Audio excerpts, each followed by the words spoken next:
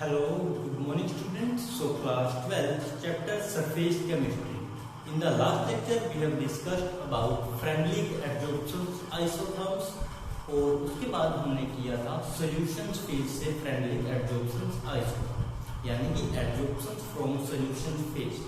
So next हमारे पास जो टॉपिक आता है जिसका नाम है applications of adsorptions, जो यानी कि अब तक हमने पढ़ा है जो adsorptions हम करवा रहे हैं कि उसके फायदे हमारे पास क्या क्या है, जर्नल लाइफ में उसकी क्या क्या एप्लीकेशंस हैं. सो देखिए ये एप्लीकेशंस ऑफ एडजॉर्प्शंस के बारे में हमें पढ़ना है. इसमें हमारे पास जो फर्स्ट पॉइंट है वो है प्रोडक्शंस ऑफ हाई वैक्यूम, यानी कि एडजॉर्प्शंस की हेल्प से हमें क्या प्रोड्यूस करना है, वैक्यूम प्रोड्यूस करना है. ठीक है, तो देखिए इसके अंदर क्या कहता है, the remaining trace of air can be adsorbed by the charcoal from a vessel evacuated by the vacuum pump to give a very high vacuum. यानी कि क्या कहा इसने, हमें क्या करवाना है, वैक्यूम को प्रोडक्शन करवानी है, वैक्यूम को प्रोड्यूस करवाना है. तो वो हम कैसे कर सकते हैं, कहता remaining air traces. Remaining air trace से मतलब है लाइक आप लोग सिंपल एग्जांपल लो, अगर आपके पास कोई किसी बीकर के अंदर मानो सिलिका जेल रखा हुआ है, अब उस सिलिका जेल के ऊपर से जितनी एयर क्रॉस होगी वो एयर कैसी होगी, ड्राई, क्योंकि उसके अंदर जितने भी वाटर के ड्रॉपलेट होंगे वो सारे एडजॉर्ब हो जाएंगे on the surface of silica gel. ठीक है, लेकिन अब ऐसा नहीं है कि ये काम 100% होगा. ठीक है, कुछ ना कुछ अमाउंट बचेगी. तो वही बोला है उसने कि जो रिमेनिंग ट्रेस है हमारे पास किसके, एयर के, कहता उनको हमें एडजॉर्ब करवाना है. कहाँ पे, बाय चारकोल के ऊपर, क्योंकि चारकोल भी एक्ट करता है as a adsorbent from a vessel evacuated by the vacuum pump. उस वेसल में क्या कर रखा है हमने, वैक्यूम पंप को लगा रखा है. वैक्यूम पंप क्या करेगा, इवैक्यूएटेड यानी कि उसके अंदर हमने फिट कर रखा है जो इवैक्यूएट करेगा, खींचेगा. कहता हमने एक बीकर के अंदर, एक वेसल के अंदर वैक्यूम पंप को लगाया. ये वैक्यूम पंप जब चलेगा तो ये अपनी तरफ क्या करेगा, उसको चीज को खींचेगा, एडजॉर्ब करेगा. और उसके अंदर हमने क्या कर रखा है, चारकोल रख रखा है. तो यानी कि अब जो रिमेनिंग ट्रेस थे एयर के वो सारे पहले चारकोल के सरफेस पे आएंगे. चारकोल कहाँ पे, वेसल में, और इस वेसल के अंदर वैक्यूम पंप लगा हुआ है जो क्या करेगा, उसको अपनी तरफ खींचेगा. यानी कि इवैक्यूएट कर रखा है वो पंप जो क्या कर देगा, प्रोडक्शन कर देगा किस चीज की, हाई वैक्यूम की. यानी कि अब उस चीज के अंदर कुछ नहीं है, सिर्फ क्या क्रिएट हो गया है, वहां पे वैक्यूम क्रिएट हो गया. ठीक है, फर्स्ट पॉइंट. देन हमारे पास सेकंड पॉइंट है एप्लीकेशंस ऑफ एडजॉर्प्शंस. कहां पे, गैस मास्क में. जैसे आप लोगों को पता है इस दौरान हम लोग ऑनलाइन स्टडी कर रहे हैं, इसका मेन सबसे कारण क्या है, वो है कोरोना. ठीक है, अब कोरोना वायरस के कारण हम लोगों को ऑनलाइन स्टडी करनी पड़ रही है. कोरोना में सबसे जो यूजफुल चीज बताई गई है वो है मास्क, कि हम अपना फेस मास्क लगाते हैं ताकि हमारे जो एयर ड्रॉपलेट है वो किसी दूसरे को टच ना हो, किसी दूसरे की बॉडी के ऊपर ना गिरे. तो ये जो गैस मास्क है ये भी कुछ इस तरीके से ही काम करता है, बस इसकी जो यूज करने की लोकेशन है वो थोड़ी अलग रहेगी एज कम्पेयर टू हम नॉर्मल मास्क यूज करते हैं. सो देखिए गैस मास्क के अंदर क्या लिखता है कि एक डिवाइस है विच कंसिस्ट एक्टिवेटेड चारकोल. ये मास्क किस चीज का बनाया हुआ है, या ये इस मास्क के अंदर क्या चीज प्रेजेंट है, activated charcoal is used for breathing. और कहता है इस चीज को किसके लिए यूज किया जाएगा, क्यों हम यूज कर रहे हैं मास्क को, ब्रीथिंग के लिए, सांस लेने के लिए. इन द कोल माइंस, कहाँ पे यूज कर रहे हैं इसको, कोल माइंस में, यानी कि जहाँ पे कोयले की खदानें हैं वहां पे. To adsorb poisonous gas. क्यों कर रहे हैं हम वहां पे इसको यूज, क्योंकि जब बड़ी बड़ी खदानें को खोदा जाएगा, बड़े बड़े पत्थर को मानो तोड़ा जाएगा, तो उनमें से डिफरेंट टाइप की जो गैस है जो लाखों सालों से पड़े हुए थे उनमें से वो गैस निकलेगी. अब वो गैस पॉइजनस हो सकती है और अगर डायरेक्ट हम उसको ब्रीथ करें तो वो हमारे अंदर जाके कोई ना कोई हमें प्रॉब्लम क्रिएट कर सकती है. तो उस पॉइजनस गैस से बचने के लिए हम लोग गैस मास्क का यूज करते हैं. वो गैस मास्क बना होता है किस चीज का, एक्टिवेटेड चारकोल का, जो क्या करेगा, उस पॉइजनस गैस खुद क्या कर लेगा, एडजॉर्ब कर लेगा और हमें जो फ्रेश एयर है उसको हम ब्रीथ कर पाएंगे. सो यानी कि एडजॉर्प्शन का जो फिनोमिना है वो कोल माइंस के अंदर भी यूज में आता है. गैस मास्क की प्रोडक्शन करने के अंदर। उसके बाद हमारे पास थर्ड पॉइंट है control of humidity. Control of humidity से क्या मतलब है, यानी कि मौसम के अंदर जो नमी है उस चीज को कंट्रोल करने में जो एडजॉर्प्शन की प्रोसेस है वो भी हेल्प करती है। अब ये किस तरीके से हेल्प करती है, आप लोगों ने बिल्कुल स्टार्टिंग में देखा था जब हमने चैप्टर स्टार्ट किया कि हमारे पास जो सिलिका जेल था वो एक्ट कर रहा था एज अ एडजॉर्बेंट और वाटर वेपर को वो खुद एडजॉर्ब कर रहा था, एयर को वो ड्राई बना रहा था। सेम फिनोमिना यहाँ पे रहेगा, कहता silica and aluminium gel are used as adsorbent for removing moisture and humidity. यानी कि हम लोग सिलिका जेल को और एल्यूमिनियम जेल को यूज करेंगे एज अ एडजॉर्बेंट और उनके ऊपर जितने भी एयर के ड्रॉपलेट होंगे, जितना भी मॉइस्चर होगा, जितनी भी मौसम के अंदर ह्यूमिडिटी होगी वो सारी एडजॉर्ब हो जाएगी और जो एनवायरनमेंट है वो क्या हो जाएगा, क्लीन। यानी कि वहां से रिमूवल ऑफ मॉइस्चर और ह्यूमिडिटी हम लोग उसको बोल सकते हैं। तो यानी कि यहाँ पे भी जो एडजॉर्प्शन की प्रोसेस है वो काम कर रही है। इसके बाद जो नेक्स्ट एप्लीकेशन है removing of colouring matter from solution. यानी कि हमारे पास मान लेते हैं कि इस वेसल के अंदर कोई ना कोई सोल्यूशन है, ये सोल्यूशन कैसा है, कलर्ड है। अब इस सोल्यूशन में से हमें क्या करना है, कलर को रिमूव करना है। कलरिंग सब्सटेंस जो है, कलरिंग मैटर जो है सोल्यूशन में से, उसको क्या करना है, remove with the help of applications of adsorption. तो कैसे करेंगे, कहता है here animal charcoal is used. हमने स्टार्टिंग के फर्स्ट और सेकंड लेक्चर में बताया था कि जो चारकोल है वो यहाँ पे सबसे ज्यादा यूज किया जाता है। चारकोल की वैरायटी के बारे में भी हम लोगों ने डिस्कशन किया था कि हमारे पास सिंपल चारकोल होता है, एक्टिवेटेड चारकोल होता है, एनिमल चारकोल होता है और इसके बाद हमारे पास एक टाइप का और आएगा कोकोनट चारकोल। सो यहाँ पे हमने इसका यूज किया है एनिमल चारकोल। ये एनिमल चारकोल कहता यूज किया जाता है टू एडजॉर्ब कलरिंग इम्प्योरिटी। यानी कि जो सॉल्यूशन के अंदर इम्प्योरिटी है in the form of colour उनको ये एडजॉर्ब कर देगा। और अगर इम्प्योरिटी को, कलर्ड इम्प्योरिटी को इसको एडजॉर्ब कर लिया तो इट मीन्स हमारा जो सॉल्यूशन है अब वो कैसा बन जाएगा, कलरलेस बन जाएगा और साथ ही साथ वो क्लियर हो जाएगा। इसके साथ साथ उसके अंदर जितनी इम्प्योरिटी थी वो सारी एडजॉर्ब हो जाएगी बाय एनिमल चारकोल। क्लियर है यहाँ तक। देन हमारे पास फिफ्थ इसकी जो एप्लीकेशन है इन क्यूरिंग डिसीज, यानी कि बीमारियों को ठीक करने के अंदर भी जो एडजॉर्प्शन का फिनोमिना है वो यूज में लाया जाता है। किस तरीके से, आइए देखिए। Number of drugs are used to kill the germs by getting adsorb on them. यानी कि कहता है यहाँ पे कि हमारे पास नंबर ऑफ ड्रग है जो यूज की जाती है किसको, किल को, जर्म्स को मारने के लिए, सॉरी जर्म्स को किल करने के लिए, किल नॉट जर्म्स, जर्म्स के लिए। क्या कहा इसने कि नंबर ऑफ ड्रग यहाँ पे यूज किए जाएंगे किस चीज के लिए, जर्म्स को किल करने के लिए। कैसे होंगे, कहता ये जितने भी जर्म्स होंगे इनको एडजॉर्ब करवाया जाएगा कहाँ, हमारा जो ड्रग है उसके ऊपर। लाइक हम कोई दवाई रख देंगे, जो जर्म्स एनवायरनमेंट में थे वो सारे एडजॉर्ब हो जाएंगे उस सरफेस पे, और अगर वो सारे सरफेस के ऊपर आ गए तो इट मीन्स वहाँ पे सरफेस फिनोमिना हो गया। सरफेस फिनोमिना हो गया तो इट मीन्स वहाँ पे एडजॉर्प्शन की प्रोसेस हो गई। इसके साथ हम क्या कह सकते हैं कि अब जो डिसीज थी मान लो इस जर्म्स के कारण वो भी क्या हो जाएगी, रिमूव हो जाएगी। सो ये हमारी एप्लीकेशन थी इसकी एडजॉर्प्शन। देन हमारे पास सिक्स्थ जो पॉइंट है that is separation of inert gas.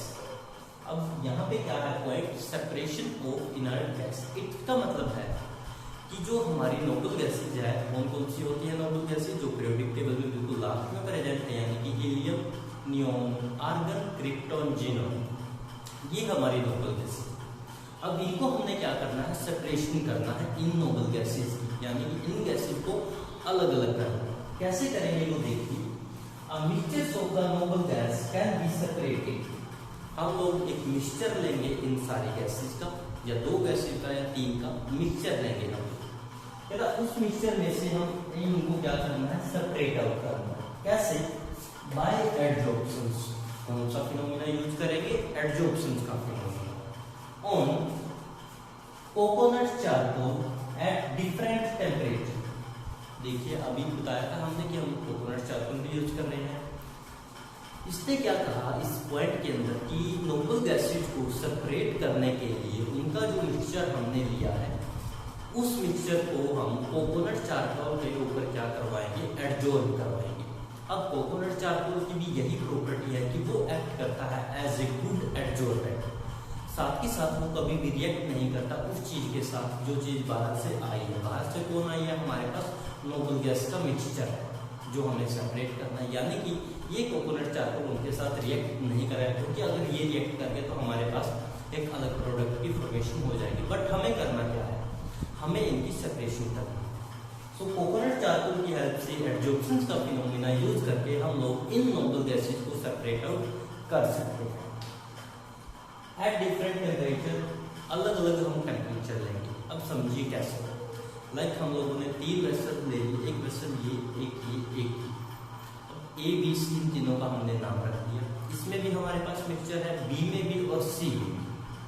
मान लो हमने जो पहला वेसल है उसके नीचे हमने टेम्परेचर दिया सिर्फ 100 डिग्री सेल्सियस, सेकंड वाले में हमने दिया 150 डिग्री सेल्सियस, उसके बाद हमने दिया 200 डिग्री सेल्सियस। अब तीनों के अंदर टेम्परेचर जो है वो अलग अलग है। हमारे पास अगर 2 गैसेज है, मान लो स्टार्टिंग में हम 2 गैसेज का मिक्सचर ले रहे हैं, दोनों गैसेज की जो प्रॉपर्टी है वो ये है कि दोनों गैसेज अलग अलग टेम्परेचर के ऊपर एडजॉर्ब होगी। ठीक है। अब जब 100 डिग्री सेल्सियस हमारा फर्स्ट बीकर का टेम्परेचर था, तो मान लो उस 100 डिग्री सेल्सियस में से एक गैस 80 डिग्री सेल्सियस के ऊपर एडजॉर्ब हो जाती है। और हमें पता लग गया कि जैसे ही हमारे सिस्टम का जो टेम्परेचर है वो 80 डिग्री सेल्सियस हुआ है, सो एक गैस हमारी एडजॉर्ब हो चुकी है। तो यानी कि एक गैस तो हमारी एडजॉर्ब होगी और दूसरी गैस हमारी कहाँ पे बच गई? हमारे वेसल के अंदर। तो यानी कि हमने इस तरीके से दोनों गैसेज को क्या कर दिया? यहाँ पे सेपरेट आउट कर दिया। अब हमारे पास 2 गैसेज अलग अलग हो चुकी है। अब हम बात करते हैं सेकंड बीकर, जिसके अंदर हमने टेम्परेचर दिया है 150 डिग्री सेल्सियस, 150 डिग्री सेल्सियस। अब इसमें भी मान लेते हैं कोई 2 गैसेज है, इन दोनों का भी प्रॉपर्टी यही करेगी कि दोनों का टेम्परेचर अलग अलग है। जैसे जैसे हीट गेन करेगा वेसल, तो जो गैस है, जिस गैस का सबसे कम टेम्परेचर होगा एडजॉर्प्शन का, सबसे पहले वो गैस वहां पे एडजॉर्ब हो जाएगी। जिस गैस का सबसे ज्यादा टेम्परेचर है वो गैस हमारी वेसल के अंदर ही रहेगी। सो इस तरीके से भी हम कह सकते हैं कि जो 2 गैसेज थी वो दोनों अलग अलग हो चुकी है। And same phenomena applied on the third beaker. कल इस तरीके से कहता हम लोग सभी बीकर्स की जो गैसेज है, जो मिक्सचर्स ऑफ नोबल गैसेज है, उनको सेपरेट आउट कर सकते हैं एट द डिफरेंट टेम्परेचर के ऊपर। देन हमारे पास 7th पॉइंट है फ्रोथ फ्लोटेशन प्रोसेस। आप लोगों ने 11th में भी पढ़ा होगा फ्रोथ फ्लोटेशन प्रोसेस, और +2 के अंदर भी हमारे पास चैप्टर के अंदर आता है सरफेस केमिस्ट्री में। लास्ट में टॉपिक आएगा आप लोगों के पास मिसेल फॉर्मेशन, वहीं पे हमारे पास होगा फ्रोथ फ्लोटेशन। अब ये फ्रोथ फ्लोटेशन प्रोसेस का मतलब क्या है? फ्रोथ का मतलब यानी कि झाग बनना एक टाइप से। जैसे हम लोग कपड़े धोते हैं, कपड़े वॉश करते हैं, तो वहां पे क्या हो जाती है? झाग बन जाती है। अब इस प्रोसेस में भी कहता जो एडजॉर्प्शन का फिनोमिना है वो कैसे काम करता है। देखिए, ए लो ग्रेड सल्फाइड और का मतलब समझते हो आप, 11th में हमारे पास एक स्पेशल चैप्टर होता है extraction of metal from there core, यानी कि उस एसिड में से हमारी मेटल को अलग करना। कोर का मतलब एसिड। तो कहता हम एक लो ग्रेड का सल्फाइड का और यूज करेंगे, सल्फाइड और हम यूज करेंगे लो ग्रेड का, is concentrated by this method using pine oil. कहता 2 ग्रेड का जो सल्फाइड था उसको हमें क्या करना है? कंसंट्रेटेड करना है, यानी कि उसकी जो कंसंट्रेशन है एक तरीके से वो ज्यादा करनी है। अब कैसे करेंगे वो?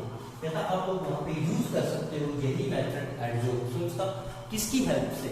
एक हम हेल्प लेंगे पाइन ऑयल की, और दूसरी हम लोग हेल्प लेंगे फ्रोथिंग एजेंट, यानी कि पाइन ऑयल और फ्रोथिंग एजेंट की हेल्प से हम लोग एडजॉर्प्शन का जो फिनोमिना है उसको यूज करके लो ग्रेड की सल्फाइड की जो कंसंट्रेशन है उसको इंक्रीज कर सकते हैं। किस फिनोमिना की हेल्प से? एडजॉर्प्शन के फिनोमिना की हेल्प से। ये थी हमारी 7 प्रॉपर्टी।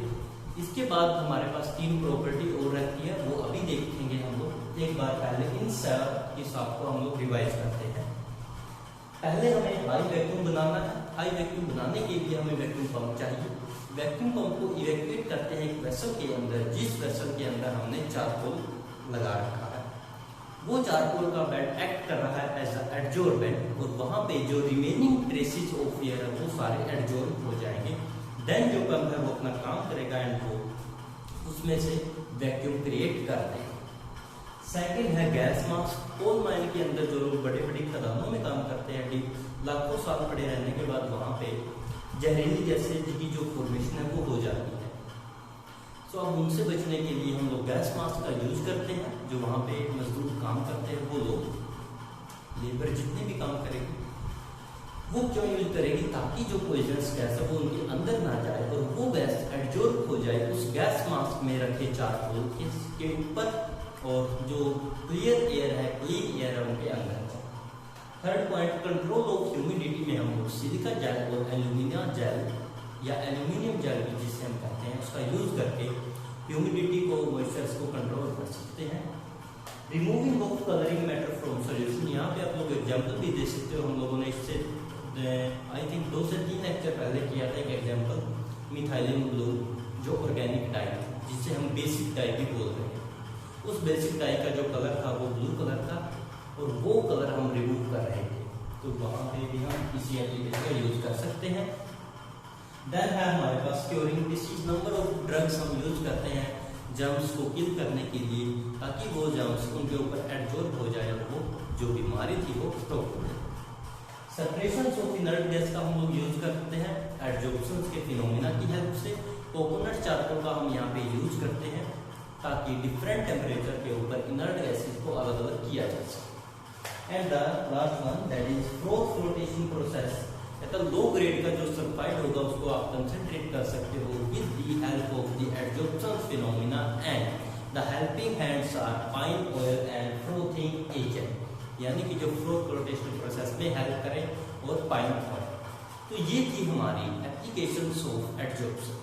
इसके बाद हम लोग 8th एप्लीकेशन के बारे में डिस्कस करेंगे। देखिए तब तक। नेक्स्ट पॉइंट है हमारे पास, that is 8th point, adsorption indicator.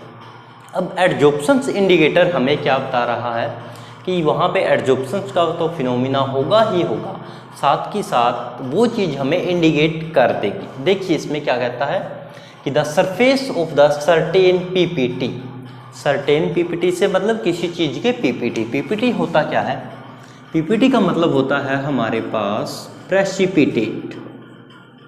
क्या मतलब है पीपीटी का? प्रेसिपिटेट। अब प्रेसिपिटेट क्या होता है? लाइक आप लोग कोई चीज़ को क्या करते हो? फिल्टर करते हो। ये हमारी क्या है? फनल हमने यूज़ की, ये हमारा बीकर है, इसके अंदर हमने क्या किया? फिल्टर पेपर का यूज़ किया। इसके अंदर हमने हमारा कोई जो सोल्यूशन था वो डाल दिया। अब इस सोल्यूशन के अंदर कुछ अमाउंट में जो चीज़ थी वो अनडिजोल्ड थी। अब लिक्विड जो होगा वो सारा हमारा इस बीकर के अंदर यहाँ पे आ जाएगा, और जो वो अनडिजोल्ड पार्टिकल थे वो सारे इस फिल्टर पेपर के ऊपर जमा हो जाएंगे। अब ये जो अनडिजोल्ड थे,